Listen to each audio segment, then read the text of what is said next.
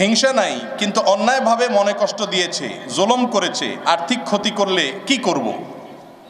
কেউ যদি আপনার প্রতি অন্যায়ভাবে জুলুম করে, আর্থিক ক্ষতি করে, আপনাকে কষ্ট দেয়, অবশ্যই আপনার তার প্রতি কষ্ট থাকবে, থাকাটাই স্বাভাবিক। এটাতে কোনো অসুবিধা গুনাহ নাই, এটা মানুষের নিয়ন্ত্রণের বাইরে, এটা প্রাকৃতিক কোনো কিছুকে আল্লাহ তাআলা নিষেধ করেন না।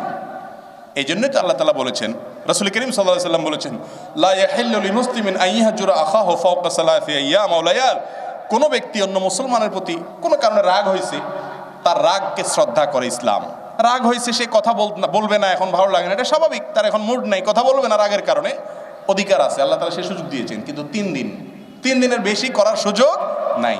তার মানে আপনার স্বকীয় যে কষ্ট, সেটাকেও ইসলাম হজম করে, অ্যালাউ করে, যে ঠিক আছে আপনি রাগ করতে পারেন। তো কেউ যদি আপনার প্রতি জুলুম করে, আপনার রাগ হতে পারে, আপনার কষ্ট হতে পারে, এটাতে কোনো অসুবিধা নেই। কিন্তু তাই বলে তার ক্ষতির আশা আপনি করবেন। আপনি আল্লাহর কাছে বলবেন, আল্লাহ সম্ভব হলে তাকে মাফ করে দিবেন, সেটা হবে সবচেয়ে মহৎ গুণ।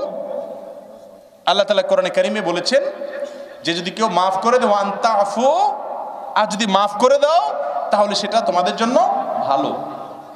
আর যদি মাফ না করেন তাহলে আল্লাহর উপরে হাওলা করেন, আল্লাহ তুমি বিচার করিও। চান্স পাইলে আপনি যতটুকু অপরাধ করেছে সেই মাত্রায় তাকে শাস্তি দিতে পারেন, সেই মাত্রায়। অতিরিক্ত হয়ে গেলে আবার জুলুম হয়ে যাবে।